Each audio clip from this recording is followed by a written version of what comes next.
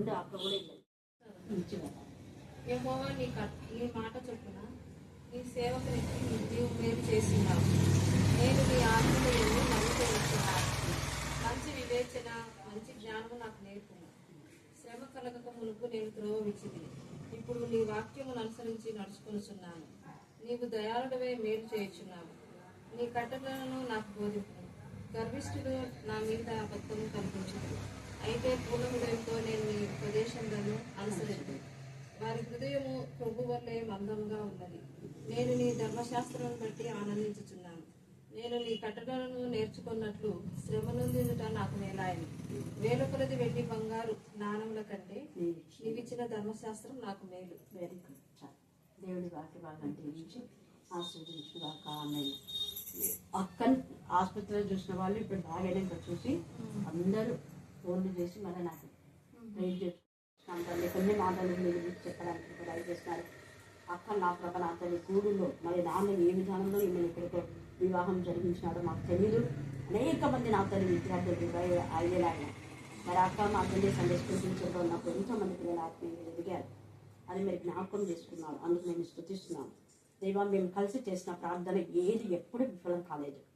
విజయ్ కుమార్ని కూడా మేము జ్ఞాపకం చేసుకున్నాం. ఎక్కడున్నా మా ఆత్మలు ఎప్పుడు ఏకీభవిస్తాయి. అక్కకు మీరు ఇచ్చిన ఆ నమ్మకాన్ని, ఆ విశ్వాసానికి నేను స్తుతిస్తూ మరి అన్నను కూడా మీరు సాక్షిగా నిలబెట్టినందుకు కూడా మీకు వందనాలు చెల్లిస్తూ దేవా, మేము వెళ్ళుచుండగా మీ సన్నిధి కాంతి మాతో కూడా ఉంచమని మీరు ఎవరిని ఆశీర్వదిస్తారో వాళ్ళని మాత్రమే కరుణాపీఠంలో పంపిస్తున్నారు. అందుకు నేను స్తుతిస్తూ ఏ స్నామలో ప్రార్థిస్తున్నాం తండ్రి. ఆమేన్, ఆమేన్. ఓకే అక్క, గాడ్ బ్లెస్ యు. బాగా తినండి. దేవా, బలమైన సాక్షిగా సాధారణంగా మనం వాడుకొని ప్రార్థిస్తున్నాం. ప్రతి ప్రయాణికుని ప్రయాణం శుభ్రం చేయమని ప్రార్థిస్తున్నాం. దేవా, మరి ఈ సమయంలో ఆకర్షించేది సక్సెస్ చేయండి.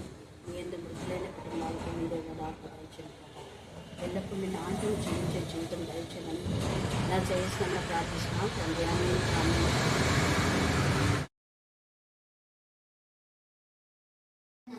అధ్యాయము 3వ వచనము. భూరాజు యెహోవాకును ఆయన అభిషిక్తునియు విరోధంగా నిలవబడుచున్నారు, ఆలోచన చేయుచున్నారు. కీర్తనల గ్రంథము 2వ అధ్యాయము 9వ వచనము. ఇనుపదనంతో నీవు వారిని నలగొట్టెదవు, కొండను పగలగొట్టినట్టు నీవు వారిని. 5వ వచనము. యెహోవా మీ అద్భుత కార్యము చేసి ఉన్నాడు. యెహోవా మీ అద్భుత కార్యం చేసి ఉన్నాడు. మిమ్మును మీరు పరిశుద్ధపరచుకొనుడి అని జనమునకు ఆజ్ఞ ఇచ్చెను. 84వ అధ్యాయము 4-5 వచనములు. మీ మందిరం నందు నివసించువారు ధన్యులు. నిన్ను స్తుతించెదరు. నీ యందు బలము నొందు మనుషుడు ధన్యుడు. నీ మార్గమందు 1-5 వచనాలు. యెహోవా నన్ను బాధించువారు ఎంతో విస్తరించి ఉన్నారు. నా మీదికి లేచువారు అనేకులు. దేవుని వలన అతనికి రక్షణ ఏమీయు దొరకదని నన్ను గూర్చి చెప్పువారు అనేకులు. యెహోవా నీవే నాకు కేడముగాను, నీవే నాకు అతిశయాస్పదముగాను నా తల ఎత్తు వాడవుగాను ఉన్నావు. ఎలుగెత్తి నేను యెహోవాకు మొరపెట్టినప్పుడు ఆయన నాకు పరిశుద్ధ పర్వతము నుండి నాకు ఉత్తరమిచ్చెను. నాకు ఆధారము కావున నేను పండుకొని నిద్రపోయి మేలుకొందును. మీ పాదములకు వందనములు. స్తుతులు స్తోత్రములు చెల్లిస్తున్నామయ్యా. ఈ ఉదయకాలమంతా కాంచి కాపాడిన గొప్ప దేవ, మీ పాదములకు వందనాలు, స్తుతులు స్తోత్రములు చెల్లిస్తున్నామయ్యా. ఈ సాయంకాల సమయంలోనైనా కరుణామేష్లో మేము చేరి ఉండగానైనా మీ కృపలో మమ్మల్ని జ్ఞాపకం చేసుకుని అడుగుతున్నామయ్యా. ఈ రాత్రికాల సమయంలో నా ప్రభా, ఎక్కడ ఇద్దరు ముగ్గురు కూడి నా నామాన్ని ధ్యానించరు వారి మధ్య నేనుందరని సెలవించిన నా దేవా, మా మధ్యలో మీరుండి మహిమ పొందమని అడుగుతున్నాం నా ప్రభా. ఈ రాత్రికాల సమయంలోనైనా ఇంతవరకునైనా పాటల ద్వారానైనా ఆరాధించుండగానైనా నీ కృపలోనైనా ప్రతి బిడ్డను జ్ఞాపకం చేసుకోనండి మహిమ పొందండి అయ్యా. చిన్ని బిడ్డలనైనా నీ ఆత్మీయ మాటలు చెప్పి ఉండగానైనా నీ రాజ్యమునైనా బిడ్డలు వర్ధిల్లాగా నీ కృపలో నింపమని అడుగుతున్నామయ్యా. ఈ రాత్రికాల సమయంలోనైనా అక్క చెప్పిన మాటలనైనా నీ ఆత్మీయురాలు చెప్పిన ప్రతి ఒక్క మాటనైనా మా హృదయంలోనైనా నెరవేరే కృపను దయచేయండి మహిమ పొందండి అయ్యా. నైనా ఇంకా ఎన్ని గృహాలు దర్శిస్తుందో, ఎన్ని ప్రాంతాలు దర్శిస్తుందో నైనా అలసినప్పటికీ నా ప్రభా, ఆ తల్లిలో మీరు గొప్ప దేవ, మీ పాదములకు వందనాలు, స్తుతులు స్తోత్రములు చెల్లిస్తున్నామయ్యా.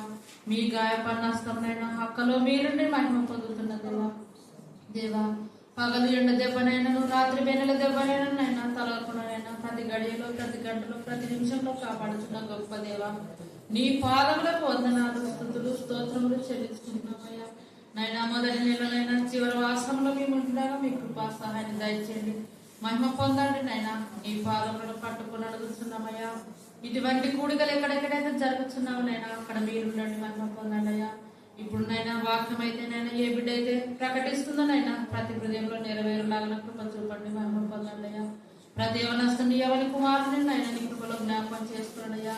దేవా, ఇక్కడ వచ్చిన ప్రతి బిడ్డలోనైనా ఏ సమస్యలు ఉన్నావనైనా ప్రతి బిడ్డ సమస్యలను తొలగించండి, కృపలో జ్ఞాపకం చేసుకోండి. ఇంతవరకు నైనా మీరు చేసిన ప్రతి ప్రార్థనలు మీరు మనం పొందమని, మీ నామాన్ని మహిమ తెచ్చుకోనమని, ఘనత కీర్తి ప్రభావం పొందుకున్నామని యేసు పరిశుద్ధ నామమున ప్రార్థించి స్తుతించగలుగుతున్న పరమ తండ్రి, ఆమేన్. ప్రార్థన యందు నిలకడగా ఉండి కృతజ్ఞత గల వారై దాని యందు మెలకుగా ఉండుడి. మరియు నేను బంధకములలో ఉంచబడుటకు కారణమైన క్రీస్తు మర్మమును గూర్చి నేను బోధింపవలసిన విధముగానే ఆ మర్మమును వెల్లడిపరిచినట్లు వాక్యం చెప్పుటకు అనుకూలమైన సమయము దేవుడు చేయవలనని మా కొరకు ప్రార్థించుడి. దేవుని వాక్యం దీవించు. 4వ అధ్యాయము 2వ వచనము. ప్రార్థన యందు నిలకడగా ఉండండి, కృతజ్ఞత కలవారే దాని యందు మెలకువగా ఉండండి. డైరెక్ట్ అంశమే. ఇక్కడ 3 అంశములు ఉన్నాయి. 1 ప్రార్థన, నిలకడ, కృతజ్ఞత, 4. ఈ 4 అంశముల గురించి ఈరోజు చర్చించుకుందాము. ప్రార్థన. మొట్టమొదటిగా ఏముందమ్మా? ప్రార్థన. ప్రార్థన అంటే మనము కొన్ని రకాల ప్రార్థనలు చేస్తాం. అలవాటు ప్రార్థన. రోజు డ్యూటీలకు వెళ్ళే వాళ్ళము ఏం లే, క్యాలెండర్ పైన ఒక వాగ్దానం ఉంటుంది, ఆ రోజు వాగ్దానం చదువుకోవడం, వాక్యం చెప్పుకోవడం, వెళ్ళడం. అంటే ఒక్కొక్కరికి కొన్ని అలవాట్లు ఉంటాయి అన్నమాట. అట్లా అలవాటు ప్రార్థన, ఆచార ప్రార్థన, ఆత్మ సంబంధమైన ప్రార్థన. ఇట్లా రకాల ప్రార్థనలో మనం ఏ రకమైన ప్రార్థన చేస్తున్నామో ఈ రోజు ఒక వ్యక్తిని మనం జ్ఞాపకం చేసుకుని మనం ఏ రకం ప్రార్థన సంబంధులమో మనల్ని మనమే గ్రహించుకోవాలన్నమాట. ఎవరా వ్యక్తి అని అంటే మొదటి దినవృత్తాంతముల గ్రంథము 4వ అధ్యాయము 9-10 వచనంలో గమనిస్తే, పరిశుద్ధ బైబిల్ గ్రంథంలో నుంచి మొదటి దినవృత్తాంతముల గ్రంథము 4వ అధ్యాయము 9-10 వచనములు గమనిస్తే అక్కడ యబ్బేజు తన సహోదరుల కంటే ఘనము పొందిన వాడై ఉండెను. వేదన పడి ఇతని కంటినని అతని తల్లి అతనికి యబ్బేజ్ అని పేరు పెట్టెను. వేదన పడి ఇతని కంటిని అని తన తల్లి అతనికి యబ్బేజ్ అని పేరు పెట్టెను. యబ్బేజు ఇశ్రాయేలీయుల దేవుని గూర్చి మొరపెట్టి నీవు నన్ను నిశ్చయంగా ఆశీర్వదించి నా సరిహద్దును విశాలపరచి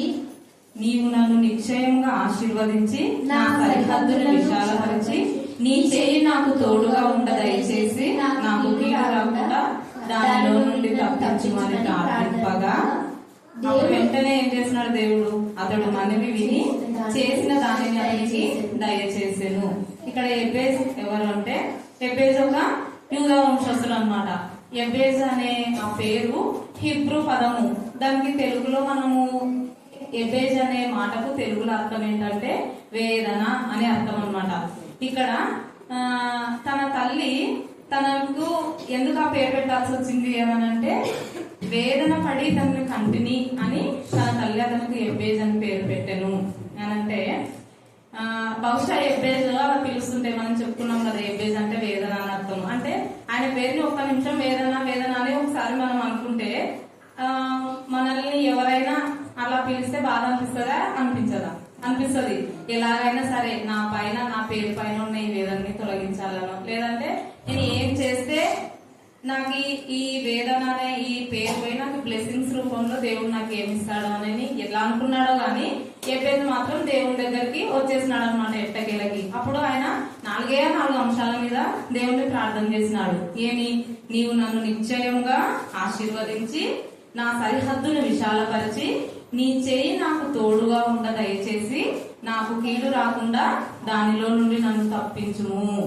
ఈ 4 అంశాల మీద దేవుడు ప్రార్థన చేసిన వెంటనే దేవుడు ఏం చేసినాడు? అతడు మనవి చేసిన దానిని అతనికి దయచేసాను. అంటే ఇక్కడ ప్రార్థన చేసిన వెంటనే కొద్దిమంది సమాధాన పడిన వాళ్ళు ఉన్నారు. హిజ్కియా అంతే, ప్రార్థన చేసిన కొన్ని గంటల వ్యవధిలోనే 15 సంవత్సరాల ఆయుష్ కాలాన్ని పొడిగించుకున్నట్టుగా మనం బైబిల్లో చూస్తాం, అవునా? అలా ఎబ్బేజ్ చేసిన ప్రార్థన వెంటనే ఆయన మనవిని అంతటిని దేవుడు విని ఆయనకు అవన్నీ దయచేసినాడు. అంటే ఇక్కడ ఎబ్బేజ్ ప్రార్థన ఎంత ఉన్నతమైనదిగా ఉంటే చేసిన వెంటనే దేవుడు ఆయనకి ఇచ్చింటాడు. ఈ రోజు నా ప్రార్థన ఏ విధంగా ఉందో మనము ఆత్మ పరిశీలన చేసుకోవాలన్నమాట. మన దుఃఖానికి, నిస్సహాయతకు, నిట్టూర్పుకు ముగింపు రావాలి అంటే మనము దేని ద్వారా దేవునికి దగ్గర అవ్వాలి? ప్రార్థన ద్వారా. ఎబ్బేజ్ లాంటి ప్రార్థన జీవితాన్ని మనము కలిగి ఉండాలన్నమాట. యెషయా 9వ అధ్యాయం 1వ వచనంలో ఒక మాట ఉంటది.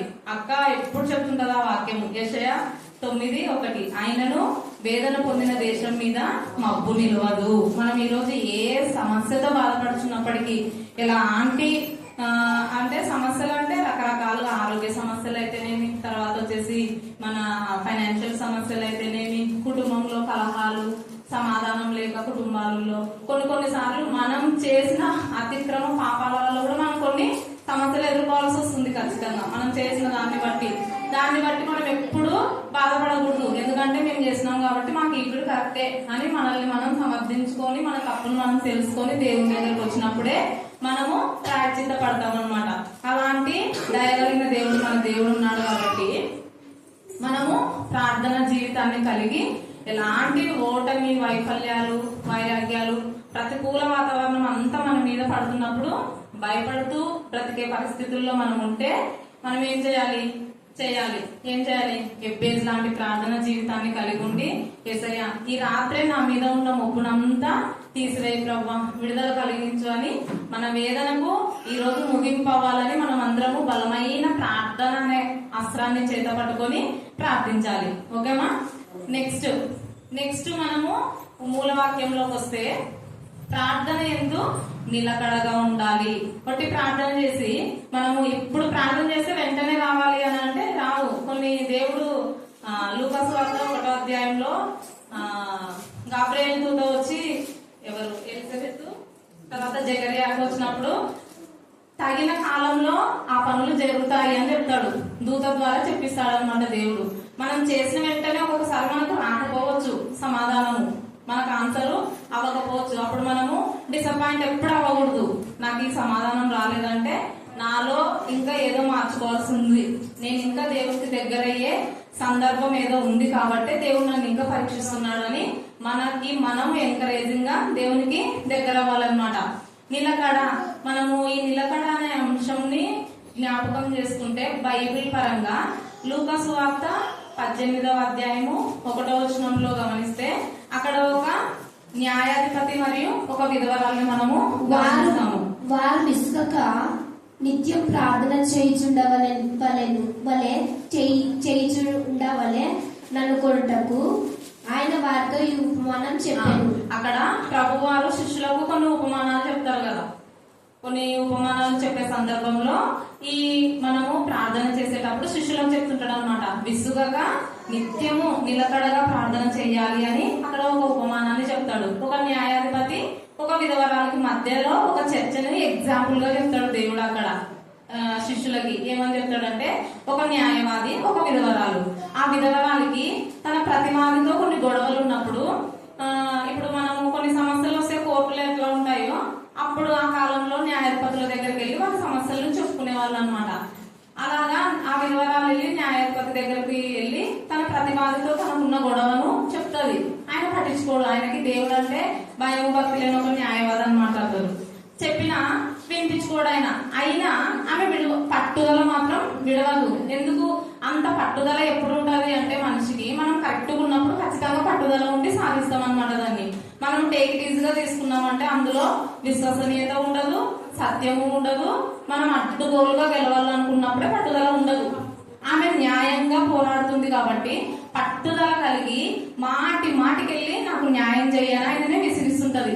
ఆమె ఎలా నిలకడగా ఉంది, ఎంత స్థిరత్వంగా ఉంది అని అంటే, ఆమె చేసే న్యాయ పోరాటము ఆ దేవుని యందు భయభక్తులు లేని ఆ న్యాయాధిపతి కూడా మారిపోయి, ఈ మనిషి ఈ విధవరాలు నన్ను ఇంతగా వచ్చి గోజాడుతుంది కదా, ఎలాగైనా సరే ఈమెకు న్యాయం చేయాలి అనేంత ఆలోచిస్తాడనమాట. అలాంటి నిలకడ కలిగి మనము ఉండాలి ప్రార్థన జీవితంలో. తర్వాత మనము లూకాసు సువార్త 1వ అధ్యాయము 8 నుంచి 25 వచనాల లేఖన భాగాన్ని మనం మీరు చదువుకోండి ఇంటి దగ్గర. ఎలిజబెత్ మరియు అక్కడ జకర్యాలను మనము గమనిస్తామన్నమాట. వాళ్ళ పరిస్థితి అప్పటికి పిల్లల్ని అనేంత వయసు కాదు వాళ్ళది. ఎలిజబెత్ అప్పటికే గర్భము దాల్చే వయసు కాదనమాట. తను స్త్రీ ధర్మం ముడిగిపోయిన సందర్భాన్నిగా మనం చూస్తాము. ఆయన ముసలివాడు. ఈ సమయంలో మాకు ఎలా అని ఆయనే దూతతో క్వశ్చన్ చేసినప్పుడు దేవుడు తగిన సమయంలో అవి చేస్తాడు, ఆయన కార్యములు చేస్తాడని అక్కడ దూత ద్వారా చెప్పబడి, అప్పుడు ఆ వయసులో ముసలితనంలోన ఆమె గర్భం దాలుస్తుంది. అంతకు ముందు వాళ్ళిద్దరి ప్రార్థన జీవితాన్ని మనం గమనిస్తే, జకర్యా ఎప్పుడు తన యాజక ధర్మాన్ని క్రమముగా నిర్వర్తించాడు అని ఉంటది బైబిల్లో. లూకాసు సువార్త 1వ అధ్యాయము 1 స్టార్టింగ్ లోనే ఉంటుంది, జకర్యా తన యాజక ధర్మాన్ని క్రమముగా నిర్వర్తించాడు అని. అంటే మనము దేవుని విషయంలో ఎప్పుడు ఒక పద్ధతి క్రమము అని అక్క మనల్ని ఎప్పుడు హెచ్చరిస్తూనే ఉంటుంది, అవునా? ఎందుకు క్రమానికి అంత ప్రయారిటీస్ ఉంది అని అంటే, కొన్ని క్రమమైన పనులు, ఒక పనిని ఒక వాక్యం విషయంలో గాని, ప్రార్థన విషయంలో గాని, దేవుని స్తుతించే విషయంలో గాని, పెద్దలకు రెస్పెక్ట్ ఇచ్చే విషయంలో గాని మనం ఒక పద్ధతిని, ఒక క్రమాన్ని పాటిస్తే మనము ఊహించినట్టుగా అద్భుత కార్యాలు, వింత కార్యాలు మనం పొందుకుంటాము. దానికి నిదర్శనంగానే కనీసం వీటినైనా చదివి ఈ అనుభూతులని గ్రహించి మారాలి నా బిడ్డలన్న విధంగానే దేవుడు ఈ గ్రంథాన్ని మన కోసం ప్రచురించాడు అన్నమాట. తర్వాత మనము ప్రార్థన యందు నిలకడగా ఉండి కృతజ్ఞత గలవారమై ఉండాలి.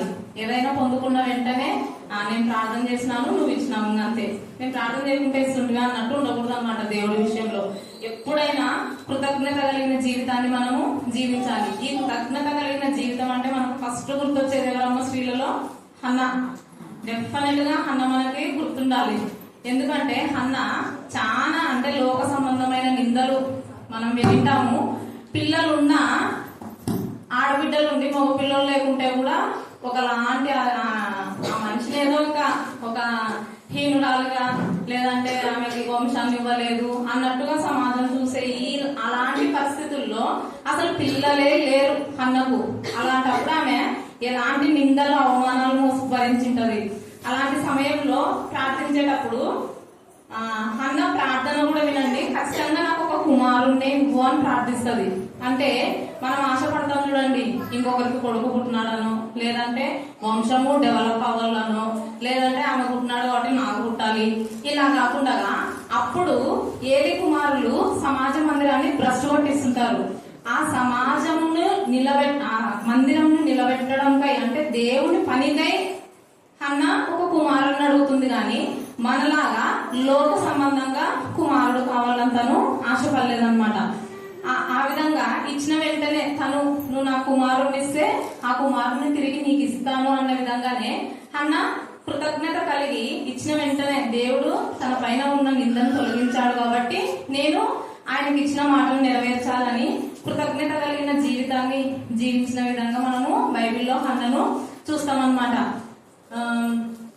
మనం ఒక ప్రార్థన అంటే నా జీవితంలో ఒకటి చెయ్యాలి అని ఎంత నమ్మకంతో ప్రార్థిస్తామో చేసిన తర్వాత దేవుడు ఆ పనిని మన జీవితంలో అద్భుత కార్యాన్ని చేసిన తర్వాత కూడా అంతే కృతజ్ఞతతో ఆయన యందు విధేయులమై ఉండాలి అని మనకి హెచ్చరించడానికి మనం అలాంటి మాదిరికరమైన జీవితాన్ని జీవించడానికి బైబిల్లో దేవుడు మనకు హన్నాను ఇచ్చాడనమాట.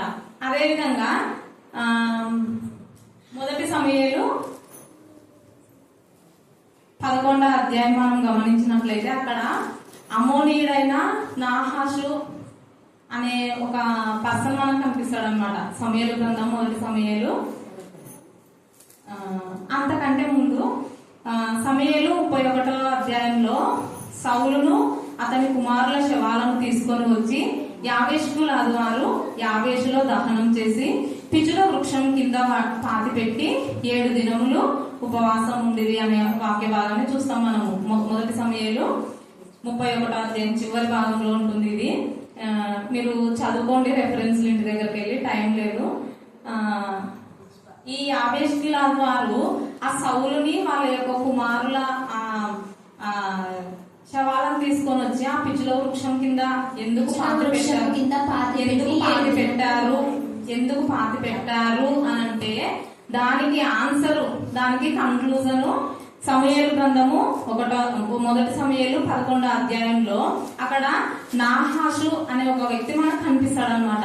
నాహాషు ఈ యావేషులాదు వాళ్ళకి ఎదురైపోయి వాళ్ళని బెదిరిస్తాడు. అప్పటికైనా వాళ్ళు యావేషులాదు వారు ఏమంటారు, ఓబే అవుతారనమాట. ఆ నాహాషు రాజుకి ఓబే అయిపోయి అతను ఒక అమోనీయుడు ఓబే అయిపోయి మేము మీకు సేవకులు అవుతాము, మేము మీకు దాసులం అవుతామని వాళ్ళు ఎంత తగ్గించుకున్నప్పటికీ ఆయన వాళ్ళ మాటలు లెక్క చేయకుండా మీ కుడికన్నులు ఊడదీసి మీరు మీ ఇశ్రాయేలీల వారికి నింద వచ్చేటట్టు చేస్తానని చెప్పి బెదిరిస్తారు. అప్పుడు ఈ యావేషులాదు వారు ఏం చేస్తారంటే మాకు ఒక 7 దినములు టైం ఇవ్వు, మా కోసము మమ్మల్ని రక్షించడానికి ఎవరైనా ఉన్నారేమో మేము కనుక్కొని మా దూతల్ని పంపించి మా కోసం ఎవరైనా వస్తారేమో మేము నీకు ఇన్ఫార్మ్ చేసిన తర్వాత అప్పుడు వచ్చి మమ్మల్ని కావాలంటే నీకు ఇష్టం వచ్చింది చెయ్యి అని చెప్పి పెట్టుకుంటారనమాట అతన్ని. అప్పుడు ఆయన 7 రోజులు టైం ఇస్తే ఆ 7 రోజులు ఈ యావేషులాదు వారి యొక్క దూతలు వచ్చి గిబియాలో సౌలు పొలం పనిలో ఉంటాడనమాట. అప్పుడు తన ఎద్దులను కాడిని తీసుకొని వచ్చేటప్పుడు వీళ్ళు ఎదురై అప్పుడు వీళ్ళు ఏడుస్తుంటారు. ఎందుకు ఏడుస్తున్నారంటే మాకు ఇట్లా పలానా సమస్య వచ్చింది, నాహాసు నుంచి ఇట్లా బెదిరిస్తున్నాడు, మేము ఎంత ఒబేనా అంటే ఇంత తగ్గించుకొని మేము నీకు దాసులం అయిపోతాం, సేవకులం అయిపోతాం, నీ సేవ చేస్తాం, నువ్వేం చెప్తే అది చేస్తామని చెప్పినా వినడం లేదు అని చెప్పి వాళ్ళు బాగా బోర్ను ఏడుస్తారు. అప్పుడు సౌలు దేవుని చేత ఆత్మవశుడైపోయి తన 2 ఎద్దులు ఉంటాయి కదా, ఆ ఎద్దులను తునకలుగా వేస్తాడనమాట. ఒక్క దెబ్బకి చేసి ఆ ముక్కలని 4 వైపులా వేస్తాడు. వేసి నన్ను గాని సమూయేలును గాని అవమానపరిచి మాకు లోబడిన వారి ఎద్దుల పరిస్థితి కూడా ఇలానే ఉంటుందని బెదిరిస్తే అప్పుడు ఆ దూతలు పోయి మళ్ళీ అక్కడ ఈ నాహాషు వాళ్ళకి చెప్తే అప్పుడు వాళ్ళు భయపడిపోతారు అనమాట. అంటే అప్పుడు సౌలు ఇంకా రాజు కూడా కాదు, పొలంలో వ్యవసాయం పనిచేసే ఒక అతనుగా మనం బైబిల్లో క్లియర్ గా చూస్తాము. రాజు కూడా కాదు. అంటే సౌలు చనిపోయి యావేషులాదు వాళ్ళు సాయం చేసేటప్పటికీ అది 40 సంవత్సరాల క్రితం స్టోరీ అనమాట. అంటే సౌలు వాళ్ళని కాపాడిన పరిస్థితి 40 సంవత్సరాల క్రిందది. నాహాషు రాజు నుంచి వీళ్ళు కాపాడింది ఎవరిని? యావేషులాదు వారిని కాపాడింది 40 సంవత్సరాల క్రింద. అయితే ఫిలిస్తీన్ల చేతిలో సౌలు చనిపోతాడు కదా, ఆ 2 ఇన్సిడెంట్ల మధ్యలో గ్యాప్ దాదాపుగా 40 సంవత్సరాల గ్యాప్ ఉంటది అనమాట. అప్పుడు ఎప్పుడో వాళ్ళు మేము సౌలు రాజు నుంచి సాయం పొందుకొని మా ప్రాణాలు అప్పుడు బ్రతికించుకున్నాం కదా, ఈ రోజు వాళ్ళు సచిన శవాల మాదిరి పడున్నా కూడా మేము సాయం చేయలేకపోతే ఎట్లా అని వాళ్ళు ఆత్మ పరిశీలన చేసుకొని ఆ చనిపోయిన శవాలను కూడా ఆ గిల్బోవ పర్వతం పైన ఆ లోయలో పడున్న శవాలు ఇట్లా పడిపోయినాయి. ఆ శవాలు అంటే ఎవరో చెప్పిన దాన్ని విని వాళ్ళు అక్కడికి వచ్చి ఆ సౌలుని ఆయన కుమారుల యొక్క శవాలను తీసుకొని పోయి ఆ పిచ్చుల వృక్షం కింద దాచిపెట్టి వారి కోసము 7 రోజులు ఉపవాసం ఉంటారంట. వాళ్ళు ఎంత కృతజ్ఞత కలిగిన జీవితం చూడండి. మనం ఎట్లా బ్రతుకుతున్నామంటే పొద్దున సాయం అందుకుంటే సాయంత్రం వాళ్ళ మొహం చూడడానికి కూడా ఇష్టపడని జీవితాల్లో మనం జీవిస్తున్నాం అన్నమాట. ఒక్కసారి మనల్ని మనము ఆత్మ పరిశీలన చేసుకోవాలి. కృతజ్ఞత కలిగిన జీవితము ఉంటే మనము బాగుపడతాం అన్నమాట. నెక్స్ట్ వచ్చేసి మెలకువగా ఉండి ప్రార్థన చేయాలి. ప్రార్థన యందు నిలకడగా ఉండాలి, కృతజ్ఞత కలిగి ఉండాలి. నెక్స్ట్ మెలకువ కలిగిన ప్రార్థన జీవితాన్ని మనము జీవించాలి. మార్కు సువార్త 14వ అధ్యాయము 38వ వచనంలో మనం గమనిస్తే, మీరు శోధనలో ప్రవేశించకుండానట్లు మెలకువగా ఉండి ప్రార్థన చేయుడి. దేవునికి మనల్ని దూరం చేయడానికి సాతాను ఎప్పుడెప్పుడు వీళ్ళకి దేవుడి నుంచి వీళ్ళని దూరం చేద్దామా అని సులువుగా చిక్కులో పడేస్తుంటారు మనల్ని. దేవుడు మనకి ఏదైనా బ్లెస్సింగ్ ఇవ్వడానికి కొంత సమయం తీసుకున్నాడు అని అంటే అది ఒక బలమైన కారణం ఉంటుంది. అది మనం గ్రహించక సాతాను చూపించే చిన్న చిన్న ఇది మనం ఆశపడి వెంటనే లొంగిపోతాం అన్నమాట. ఎందుకంటే అసలు యేసయ్య ఎందుకు మెలకువగా ఉన్నామన్నాడంటే, దొంగ ఏ గడియలో వస్తాడో మనకు తెలియదు. దొంగ అంటేనే నాశనము, దొంగతనము, హత్య. నాశనం, దొంగతనం, హత్య, ఇవే దొంగ అంటే. కాబట్టి మనం అలాంటి టైంలో మనం మెలకువగా ఉండకపోతే ఆ మూడింటిలో ఏదో దానికి గురవుతాం కదా. నాశనం, వాడు మన సొమ్మునంతా కొల్లగొట్టి నాశనం అనే చేస్తాడు, హత్యనన్న చేస్తాడు, దొంగతనం అనే చేసుకుని వదిలిపోతాడు. అవును, ఈ మూడింటి పాలై మనం నాశనం అవ్వకుండా ఉండాలంటే మెలకువగా ఉండి మనం ప్రార్థన చేయాలి. అదేవిధంగా కీర్తనలు 102వ కీర్తన 7వ అధ్యాయము దావీదు ఒక ప్రార్థన చేస్తాడు. అప్పుడు రాత్రి మెలకువగా ఉండి ఇంటి మీద ఒంటరిగా ఉన్న పిచ్చుకోవాలి నేనున్నాను అని ప్రార్థన చేస్తాడు దేవునికి దావీదు. ఎందుకు ఇక్కడ తనను తాను పిచ్చుకతో పోల్చుకున్నాడు అని అంటే, పిచ్చుక ఎక్కడ ఆశ్రయం కోరుకుంది? దేవుని యొక్క బలిపీఠం దగ్గర ఆశ్రయం కోరుకుందన్నమాట. 84వ కీర్తన 3వ అధ్యాయంలో ఉంటుంది. నీ బలిపీఠం యొద్ద పిచ్చుకలకు నివాస స్థానం దొరికేను అని ఉంటది. అంటే ఈ సృష్టిలో, దేవుడు సృష్టించిన సృష్టిలో పిచ్చుకలు అనేటివి చాలా చిన్నవి. వాటి యొక్క నివాస స్థలం కూడా చాలా తక్కువే ఉంటుంది. అంటే అంత పెద్ద రాజు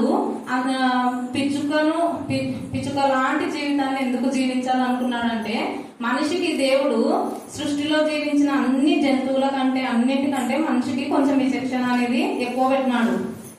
మనము అది ఉపయోగించుకోకుండా విచక్షణ రహితంగా ప్రవర్తిస్తున్నాము. పిచ్చుకలకు ఉన్నంత ఇంకితం కూడా మనకు లేదే అని మనం తాను మరి పరీక్షించుకున్నాడో ఏమో గాని, పిచ్చుక ఏ స్థానాన్ని కోరుకుందో ఆ స్థానాన్ని దావీదు కోరుకున్నాడు. ఎందుకు అనంటే, ఆ రాత్రంతా మెలకువగా ఉండి పిచ్చుక ప్రార్థన చేసిందంట. మెలకువగా ఉండి ఈ గాలి తుఫానుల నుంచి దాని గూడు పడిపోయి ఉంటే ఈ రాత్రికి యేసయ్య నన్ను కాపాడు అని చెప్పి బలిపీఠం దగ్గర తన స్థానాన్ని కోరుకుంది. అంటే అంత చిన్న పిచ్చుక అంత శ్రేష్టమైన స్థానాన్ని కోరుకున్నప్పుడు, దేవా నేను ఎందుకు నీ బలిపీఠం దగ్గర స్థానాన్ని కోరుకోకూడదు అని చెప్పి పిచ్చుక వలె రాత్రంతా ఒంటరిగా ఉండి మెలకువగా ప్రార్థన చేసినట్టుగా మనము బైబిల్లో చూస్తాం అన్నమాట.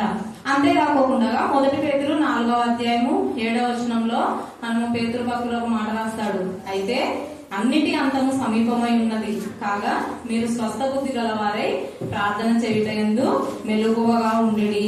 మెలకువ అంటేనే ప్రార్థన. మనము ప్రార్థనకు కాకుండా వేరే విషయాల కోసం మెలకువగా ఉన్నామంటే శరీర సంబంధులమనే అర్థము. ఆత్మీయ సంబంధులు మెలకువగా ఉన్నారంటే ప్రార్థన కోసమే. ప్రార్థన చేయడానికి ఎంతమంది మెలకువగా ఉంటున్నారమ్మా? సెల్లు చూడడానికి ఇన్స్టాగ్రామ్, ఫేస్బుక్, వాట్సాప్, ఈ సోషల్ మీడియా డివైసెస్ ఉపయోగించుకోవడానికి ఎంతసేపు అయినా మెలుకుంటాం. కానీ ప్రార్థన అనంటే మనకు వెంటనే నిద్ర వస్తుంది, వాక్యం అంటే నిద్ర వస్తుంది కదా. అలాంటి బ్రతుకుల్లో మనము ఉండకూడదు అనమాట. ఖచ్చితంగా మెలకువగలిగి ప్రార్థించాలి.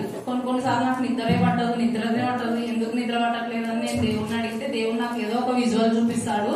అంటే ఫలానా అక్క ఇంతకు ముందు ఒక ఎగ్జాంపుల్ చెప్పింది. ఎవరో ఫ్యాన్ కనిపిస్తుంది, నాకు రోపు కనిపిస్తుంది, ఫ్యాన్ కనిపిస్తుంది, రోపు కనిపిస్తుంది, క్లారిటీ చూపించడం లేదు, నాకు నిద్ర అయితే పట్టట్లేదు. ఒక 2 years బ్యాక్ ఏమో అక్క చెప్పింది, అక్క గుర్తుందో లేదు. నాకు గుర్తుంది. ఫ్యాన్ కనిపిస్తుంది, తాడు కనిపిస్తుంది.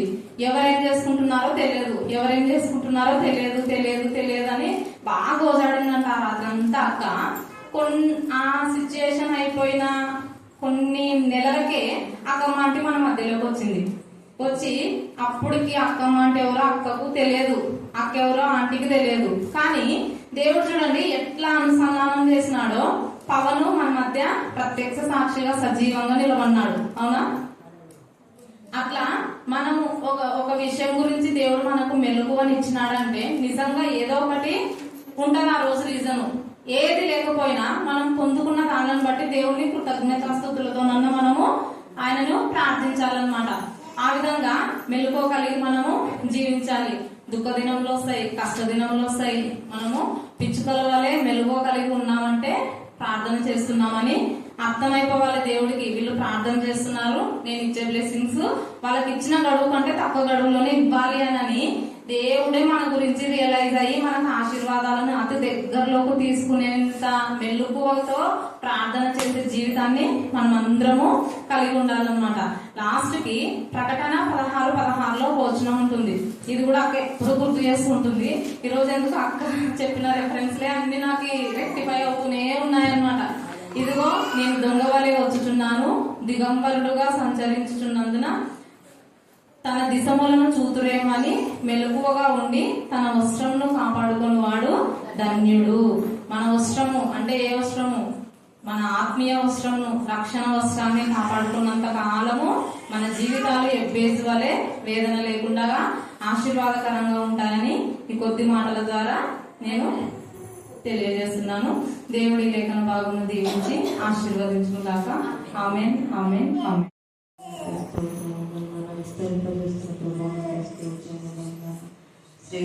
బహుబలంతో శక్తితో ఇంట్లోనైనా అతను విధేయులుగా ఉంటుంది. తండ్రి అన్ని ఆదరణలు తప్పదని చేసిన తండ్రి మీకు తండ్రి దేవ మొదట నీకు రాజ్యం ఎదుటి సమస్తం ఇచ్చే తండ్రి ప్రభావం మీకు స్తోత్రం, మీకు స్తోత్రం, మీకు స్తోత్రం. మీకు ప్రతి గృహాన్ని దర్శించిన ప్రతి గృహాన్ని రక్తాన్ని ప్రోక్షించిన ప్రభావం మీ సాక్షిగా మీ సాధనాన్ని చేయండి, విడుదల విస్తరింపజేయండి, ఫలింపజేయండి. ప్రతి కుటుంబ అవస్థ మీరు తీర్చండి ప్రభావం ఇచ్చిన నా తల్లి ప్రేమ బిడ్డను బట్టి స్తోత్రం. నూతన బలం, నూతన శక్తిని మీరు దయచేసిన తల్లి స్తోత్రం. కనికరించుక దయచేసిన ప్రభావానికి స్తోత్రం. ఇంకా నేను కాళ్ళ బహా విస్తరింపజేయని ప్రభావానికి స్తోత్రం. వెనకమైన కుటుంబాలను జ్ఞాపకం చేసుకున్న ప్రభావానికి స్తోత్రం. చిన్నపిల్లల్ని బహా బలపరచుగా జీవించండి. నేను ఇంకా నేను మీ సన్నిధానంలో నేను ఎదగడానికి ప్రభావించాను. వారి కుటుంబంలో దేవునికరంగా మీరు మార్చిన ప్రభావానికి స్తోత్రం. అతని వయసులో పెద్దవారిని మీరు ఆరోగ్య శక్తి బలవలు దయచిన ప్రభావానికి స్తోత్రం. ప్రతి బలహీనతను మీరు విడుదల దయచిన ప్రభావానికి స్తోత్రం. విద్యార్థులను దీవించిన ప్రభావానికి స్తోత్రం. వారి వద్ద బంధాన్ని బలపరచిన ప్రభావానికి స్తోత్రం. జ్ఞానం పొదువుల ప్రభావం, జ్ఞానాన్ని దయచిన ప్రభావానికి స్తోత్రం. మీకు స్తోత్రమైన నాతోనే మీ ఆలయానికైనా పరిశుద్ధంగా రావడం, పరిశుద్ధమైన వస్త్రాలు ధృతి చేసుకొని మాకు నేర్పించిన ప్రభావానికి స్తోత్రం. వ్యర్థమైన తలపడి విడిపించిన లోకానుసారంగా జీవించగలరా తండ్రి అయిన దేవుని వైపు చూస్తున్నైనా నీ వాక్యానుసారమైన నీ కృప ఎల్లప్పుడూ నేను ఆరాధించి సూచించడానికి ఒక సహాయం దయచండి. కష్టపడిన సహాయం దయచండి. నీతి న్యాయముల తండ్రి అనుసరించడానికి సహాయం దయచండి. కనిపించండి ప్రభావ దయచండి. కష్టపడి నా తండ్రి ప్రతి హస్తాన్ని మీరు దీవించిన ఆశ్రయించను. వేసిన కానుకలను మీరు నా విస్తరింపజేసిన వారి కుటుంబాలు బహు ఫలింపజేయని ప్రభావం ఇంకానైనా నీకు ప్రయాస కూడా నన్ను నేర్పించాము. యేసు పరిశుద్ధ నామమున అడిగి వేడుకొని ఉన్నాము.